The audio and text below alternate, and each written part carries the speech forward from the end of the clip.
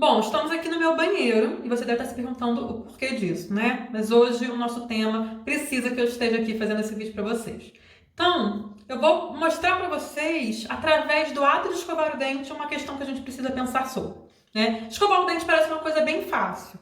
Então, a gente pega aqui a escova de dente, a pasta de dente, abre, põe aqui a pasta, fecha, molha e escova os dentes, né? Parece muito fácil. Mas, na verdade, para a gente conseguir fazer essa ação, tem uma série de etapas e uma série de coisas para serem observadas, processadas e organizadas. Então, peguei com as minhas duas mãos e, sem precisar soltar a escova, eu consigo abrir a tampinha. Pode ser que a sua criança ainda não tenha essa habilidade. Então, primeiro ela vai precisar pegar a pasta e aí ela vai precisar abrir a pasta. E aí ela apoia a tampinha na mesa, na pia, pega a escova e aí aperta, nem aperta muito fraco, senão não sai, e nem aperta muito forte, senão vai sair muita pasta e vai sujar tudo. Então, ela tem que ter uma noção de pressão, tem que ter aqui já uma coordenação motora fina, um movimento de pinça, que a gente chama, de apertar, né? Com noção de pressão, de força. E aí ela aperta aqui, ó, um tantinho suficiente e põe a pasta de volta na pia. E aí agora ela vai ter que se virar para a pia, abrir a torneira e molhar. Depois que molhou, ela vai escovar o dente, todo o processo de escovar o dente, vai apoiar a escova, abrir a pia de novo, a torneira, pegar água, botar na boca, bochechar, cuspir, abrir de novo a torneira, lavar a escova, guardar a escova lavada, voltar na pasta, tampar, guardar e aí sim, o processo está finalizado. Viu quantas etapas a gente tem aqui? Viu quantas coisas precisam ser trabalhadas até que esse movimento seja tão óbvio, tão automático? Até mesmo a coordenação motora fina, o movimento de pinça. Você já tinha parado para pensar que para a gente escovar o dente a gente precisa disso? A gente precisa aqui, ó, do movimento direitinho, a gente precisa conseguir cuspir, a gente precisa conseguir botar água na boca sem engolir. Tem muita coisa aqui. É muita organização, é muito sequenciamento de movimentos, tá? E a gente vai pensar um pouquinho sobre isso. Agora, Luiz, o que isso tem a ver com a quebra de rotina? Bom, nada no ser humano é desconectado e nada no autismo é desconectado, né? Por que a gente deixou para falar sobre isso hoje? Porque a gente precisava ter passado por todos os assuntos anteriores dos outros diários para a gente pensar um pouquinho essa questão da dificuldade da quebra de rotina. Não existe um fator único para todos os autistas que faça essa dificuldade aparecer. Mas todos os outros conceitos que a gente pensou antes vão nos ajudar a entender diferentes possibilidades do porquê que essa quebra de rotina é tão difícil. Então, a gente vai falar, por exemplo, sobre a dispraxia motora, que é um assunto que a gente vai ver mais detalhadamente amanhã, que tem a ver com os dois vídeos que nós fizemos, que nós vimos agora. A gente vai falar sobre a alteração sensorial, a gente vai falar sobre o emocional, a gente vai falar sobre comunicação e alteração de linguagem, né? Então, o que esses dois vídeos têm a ver? Bom, muitos dos nossos movimentos parecem óbvios e parecem muito fáceis de serem feitos. Mas como vocês viram, não é tão fácil assim, não é tão óbvio assim, né?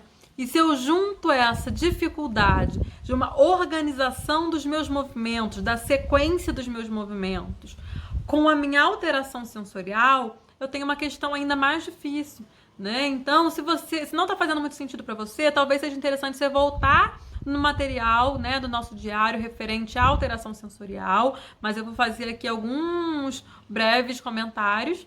Então, por exemplo, se eu tenho uma alteração no processamento visual que faça com que eu não tenha uma boa percepção de figura fundo, de profundidade, ou seja, eu não tenho o entendimento do que está perto e o que está longe, né? Essa distância aqui, o meu visual não organiza, não percebe, não entende muito, eu vou ter dificuldade de descer e de subir escada. Porque para eu descer e subir escada, como é que eu sei se eu tenho que dar um passo curtinho ou um passo mais alto? Pelo tamanho do degrau. Para eu entender o tamanho do degrau, eu preciso ter uma noção de profundidade. Tem a ver com a minha organização visual, né? Então, eu preciso conseguir ver, bom, esse degrau ele é enorme. Eu preciso dar um passão, né? Mesma coisa quando a gente vai pular uma poça de água para subir no ônibus. Quem nunca passou por isso, né? Então, dá aquele medo de você errar o seu salto e cair na poça d'água. Então, pelo tamanho da poça, pela distância que você está do ônibus, você consegue mais ou menos imaginar se você vai conseguir dar esse pulo ou se você não vai conseguir. E aí você decide se é uma boa arriscar ou se é melhor esperar o outro ônibus chegar, né? Então, outra possibilidade é a alteração proprioceptiva, alteração do processamento tátil, né? Propriocepção ou tátil, para eu sentir que o meu pé está no chão, né? Eu estou andando, eu encosto o pé no chão. E aí eu preciso sentir que o meu pé encostou no chão para eu saber que eu tô com ele apoiado e que eu vou dar outro passo e outro passo e outro passo. Se eu tenho uma hipossensibilidade proprioceptiva ou uma hipossensibilidade tátil e quando eu encosto meu pé no chão eu não sinto que ele já encostou, eu vou continuar apertando. E aí apertando o pé no chão eu vou sentir, e aí eu vou saber, meu pé já tá apoiado. Agora eu vou dar o próximo passo. E aí eu bato o pé no chão, e aí o próximo, né? Então tem crianças que andam batendo o pé no chão. E é por isso, a gente viu lá no outro diário, que ela precisa bater o pé no chão, apertar bem o pé, para ela conseguir sentir que o pé já chegou no chão e que ela pode dar o próximo passo. Se ela não faz isso, a sensação que ela tem é de que ela está flutuando, de que o pé dela ainda não chegou no chão, tá? Então, se eu tenho essa alteração sensorial, essas alterações todas, né, que a gente viu de possibilidade, isso altera a minha organização corporal também. Né? Então, nenhum dos movimentos do meu dia a dia são tão óbvios e tão automáticos, porque eles dependem da minha organização sensorial. Então, pode ser que se agora eu estou organizada sensorialmente, emocionalmente, eu consigo organizar rapidamente meu corpo. Mas comecei a ter um problema, comecei a desorganizar, comecei a ficar mais ou menos sensível em alguns dos canais sensoriais, a minha organização corporal já vai alterar, tá? Então, imagina uma criança autista que senta do ladinho da porta na sala de aula da escola. E aí, por mais difícil que seja organizar toda essa movimentação corporal, ela já, ao longo de dias, já conhece o movimento, já se habituou, já está conseguindo fazer mais no automático o movimento de levantar e ir abrir a porta da sala de aula e ir para o banheiro fazer o xixi dela. Né? Só que aí um belo dia a professora resolveu mudar toda a disposição de sala de aula para mudar os ares. E aí agora essa criança senta lá do outro lado da sala. Agora, para essa criança levantar e ir fazer xixi, ela vai precisar passar por várias mesas, por vários colegas. É uma organização corporal completamente diferente. Né? Então, essa quebra dessa rotina não é porque a criança gosta de sentar no cantinho. Ela tem mania de sentar do lado da porta, deixa ela ali. Não é uma mania. A necessidade da rotina não é uma mania. É uma questão de que existe uma organização emocional, corporal e sensorial, que quando a gente quebra, desorganiza todo o planejamento que essa pessoa já tem na cabeça dela. Tá? A mesma coisa vai acontecer para outros fatores, né? Então a gente falou da comunicação, por exemplo. Se você está indo em direção à terapia do seu filho, e aí o seu filho, que é esperto, diferente do que muita gente pensa que eles não estão entendendo nada, estão entendendo sim, ele sabe todo o trajeto da sua casa até a terapia. E aí ele vê, estamos passando pelaquela casa verde, e agora chegou no McDonald's, e a próxima curva já tem o prédio da minha terapia. E aí, por algum motivo, você se distrai e erra a entrada do prédio da terapia. E aí o seu filho te pergunta, mãe, o que houve? Que você não entrou na terapia? A gente não tá indo mais? Você mudou de ideia? Você fala, não, meu filho, eu perdi o caminho, vamos dar a volta no quarteirão, que aí eu consigo entrar de novo no prédio. Ah, então entendi, tá bom, tudo certo. Mas vamos imaginar agora que seu filho é autista e que ele é não verbal também, tá? Vamos imaginar que ele é não verbal. E aí, passou da entrada, você não explicou nada pra ele, ele já começa a ficar ansioso.